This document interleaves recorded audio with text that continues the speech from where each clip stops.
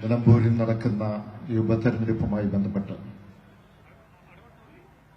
ഇടതുപക്ഷ ജനാധിപത്യ മുന്നണി സംഘടിപ്പിച്ച ഈ കൺവെൻഷനിൽ പങ്കെടുക്കുന്ന മുഴുവൻ സഖാക്കളെയും പ്രവർത്തകരെയും സാധാരണ അധ്വാനിക്കുന്ന ജനങ്ങളെയും ഞാൻ അഭിവാദ്യം ചെയ്യുകയാണ്. ഞങ്ങളോടൊക്കെ പറഞ്ഞത് ഇടതുപക്ഷത്തിന്റെ പ്രത്യേകിച്ച് CPMന്റെ നേതാക്കൾ ഇതൊരു കൺവെൻഷനാണ് എന്നാണ് സൂചിപ്പിച്ചത്. ഇതൊരു കൺവെൻഷനല്ല, പക്ഷേ ഇതൊരു ജനസാഗരമാണ്. ഈ ആവേശം കാണുമ്പോൾ ഇപ്പോഴും ജനങ്ങൾ ഇങ്ങോട്ട് ഒഴുകിയെത്തുകയാണ്. ഒരു കാര്യം ഞാൻ സാക്ഷ്യപ്പെടുത്തുന്നു, നിലമ്പൂർ ആരുടെ പക്ഷം ആണ്? നിലമ്പൂരുടെ ഹൃദയന്മാരോടൊപ്പമാണ്. ഹൃദയുടെ നിലമ്പൂരിന്റെ മണ്ണ് ആരോടൊപ്പമാണ്? നിലമ്പൂരിന്റെ രാഷ്ട്രീയമാരോടൊപ്പമാണ്.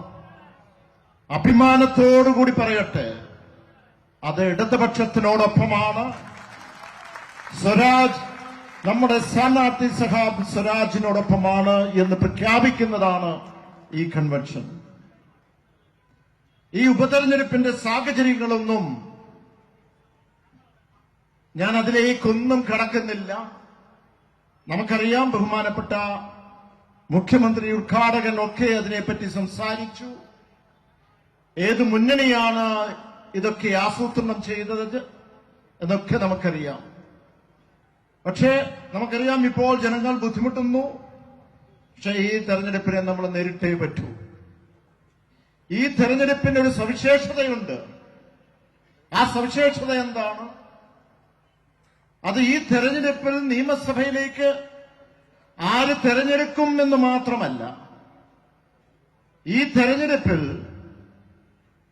നമ്മൾ കരുതുന്ന ജനവിധി അത് ഇടതുപക്ഷത്തിനോടൊപ്പം 2026 മൂന്നാം വട്ടം വിജയത്തിന്റെ സൂചനയായിരിക്കും എന്ന് പറയാൻ ആഗ്രഹിക്കും.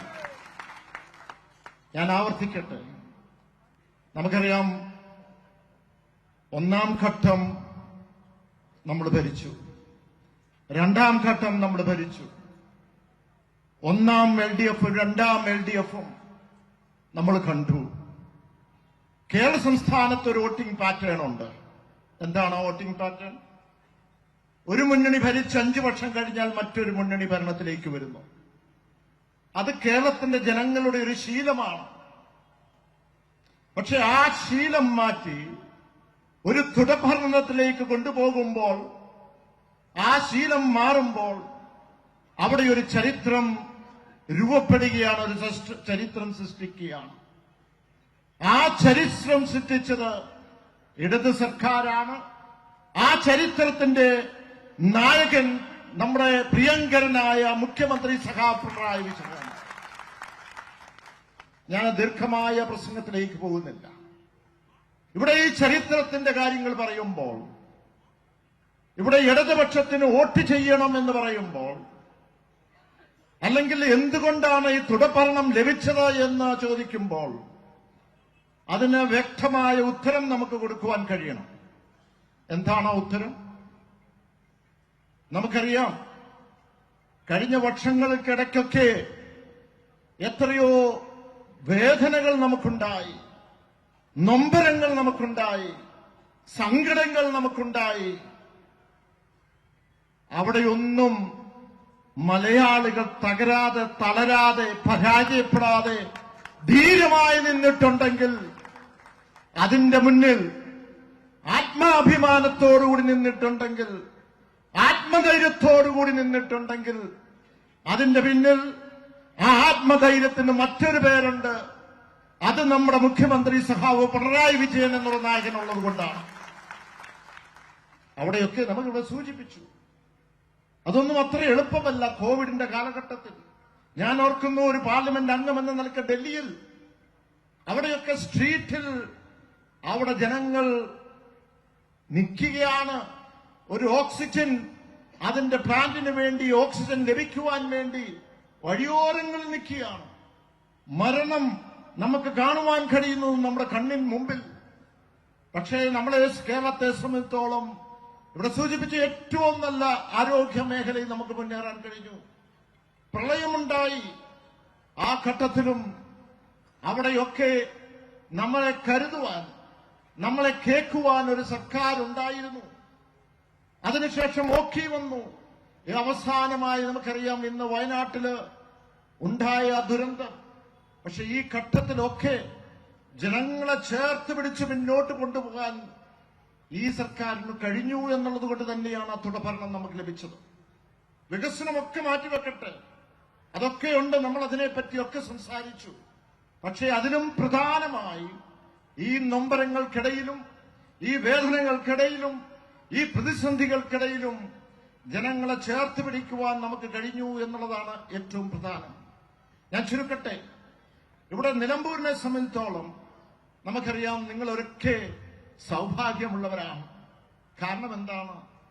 നമ്മുടെ പ്രിയങ്കരനായ സ്ഥാനാർത്ഥി സ്വരാജിനെ സ്ഥാനാർത്ഥിയായി നിങ്ങൾക്ക് ലഭിച്ചു എന്നുള്ളതാണ്.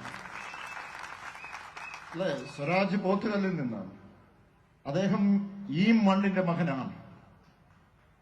പക്ഷെ സ്വരാജിന് ഞാൻ കാണുന്നത് എന്താണ് ഒരു പ്രത്യേകത? സ്വരാജിന് ഒരു സ്വരമുണ്ട്. ആ സ്വരം കേരള സംസ്ഥാനത്ത് കേട്ടുകൊണ്ടേയിരിക്കും. നിയമസഭയിൽ നമ്മൾ കേട്ടു, സ്വരാജിന്റെ സ്വരം കേട്ടില്ലേ? വർഗീയതയ്ക്കെതിരെ കേരളത്തിനും കേരളത്തിന്റെ പുറത്തും അദ്ദേഹത്തിന്റെ സ്വരം കേട്ടു. മതേതരത്വം തകർക്കുവാൻ അവിടെ ലക്ഷ്യമിട്ടപ്പോൾ അതിനെതിരെ നമ്മൾ സ്വരാജിന്റെ സ്വരം കേട്ടു. എന്തിനാണ് തൊഴിലാളിക്കെതിരെ കേന്ദ്രം നിയമം കൊണ്ടുവന്നപ്പോൾ അതിനെതിരെ ശക്തമുയർത്തി അദ്ദേഹത്തിന്റെ സ്വരം നമ്മൾ കേൾക്കുകയുണ്ടായി. അങ്ങനെ ശക്തമായി ഇവിടെ സൂചിപ്പിച്ചു. എവിടെയാണെങ്കിലും ആരെയാണെങ്കിലും നേരിട്ട് കണ്ട് മാറിപ്പോകേണ്ട കാര്യമില്ല. ആ പ്രശ്നത്തിൽ ഇടപെട്ടുകൊണ്ടു പോകുന്ന ഒരു നേതാവിനാണ് നമ്മൾ സ്ഥാനാർത്ഥിയായിട്ട് ലഭിച്ചിരിക്കുന്നത്. ഞാൻ ചുരുക്കട്ടെ സ്നേഹിതരെ, ഇന്ന് നമുക്കറിയാം പേരിന് എന്താ പ്രസക്തി എന്ന് കുഞ്ഞുണ്ണി മാസ്റ്റർ പറഞ്ഞിട്ടുണ്ട്, അല്ലേ? പക്ഷേ ഞാൻ സ്വരാജിൽ കാണുന്ന ഒരു പേര്, ആ പേരിൽ പ്രത്യേകതയുണ്ട്. നമുക്കറിയാം സ്വാതന്ത്ര്യ സമരകാലത്ത് സ്വരാജ് ബ്രിട്ടീഷുകാർക്കെതിരെ അത് ഗാന്ധിജി പ്രഖ്യാപിച്ചതാണ്, സ്വയംഭരണം. അത് ചരിത്രത്തിന്റെ ഭാഗമാണ്. ആ ചരിത്രത്തിന്റെ ഭാഗമായ ഒരു പേര് ഇന്ന് നിലമ്പൂർ ചരിത്രത്തിന്റെ ഭാഗമായി മാറും, ഇവിടുത്തെ MLA ആയി മാറും എന്ന് ഞാൻ സൂചിപ്പിക്കാൻ ആഗ്രഹിക്കുന്നു. അവസാനിപ്പിക്കുകയാണ് ഒരു വാക്കുകൂടെ പറഞ്ഞുകൊണ്ട്. ഇന്ന് UDF ഒക്കെ ഇന്ന് ഐക്യജനാധിപത്യ മുന്നണി വളരെയധികം പ്രഖ്യാപനങ്ങളുമായി മുന്നോട്ട് പോകുന്നു. പല കാര്യങ്ങൾ പറയുന്നു, ഒന്നും ശരിയാകുന്നില്ല. ഇന്ന് കേരളത്തിൽ അങ്ങനെ ഒരു മുന്നണി ഉണ്ടോ? ഐക്യജനാധിപത്യം എന്ന് പറഞ്ഞൊരു മുന്നണിയുണ്ട്. നിങ്ങൾ എടുത്തു നോക്കിക്കേ, എത്ര പ്രതിപക്ഷ നേതാവുണ്ട്, എത്ര KPCC പ്രസിഡന്റ് ഉണ്ട്,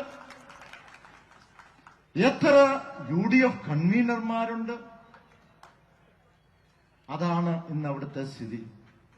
ഇപ്പോൾ BJPയുടെ സ്ഥാനാർത്ഥിയും വന്നിരിക്കുന്നത് UDF എന്നാണ് കേട്ടത്. അതിന്റെ ഒരു റിക്രൂട്ട്മെന്റ് ഏജന്റായും അവരും മാറിക്കഴിഞ്ഞു. ഒരു കാര്യം ഞാൻ പ്രഖ്യാപിക്കുന്നു, ഈ തെരഞ്ഞെടുപ്പിന് ശേഷം നിലമ്പൂരില് UDF നിലംപതിക്കും എന്ന് പറയാനുള്ള ദിവസങ്ങൾ കുറവാണ്. നമുക്കറിയാം, നമ്മുടെ മേഖലയിൽ നിന്നൊക്കെ സുഹൃത്തുക്കളും ബന്ധുക്കളും ഒക്കെ ഇന്ന് നിലമ്പൂരുണ്ട്. എന്റെ മേഖലയിൽ നിന്നുണ്ട്, കുടിയേറ്റ കർഷകരുണ്ട്. അവരെല്ലാം ഈ സർക്കാരിനെ കാത്തു നിൽക്കുകയാണ്. നിലമ്പൂരിൽ ശക്തനായ പോരാടുന്ന ഒരു നേതാവുണ്ടാകണം. അത് സ്വരാജ് വിജയിച്ചെങ്കിലേ കഴിയൂ. അതിന് കഴിയട്ടെ എന്ന് മാത്രം പറഞ്ഞുകൊണ്ട് എന്റെ വാക്കുകൾ നിർത്തുന്നു. നന്ദി, നമസ്കാരം.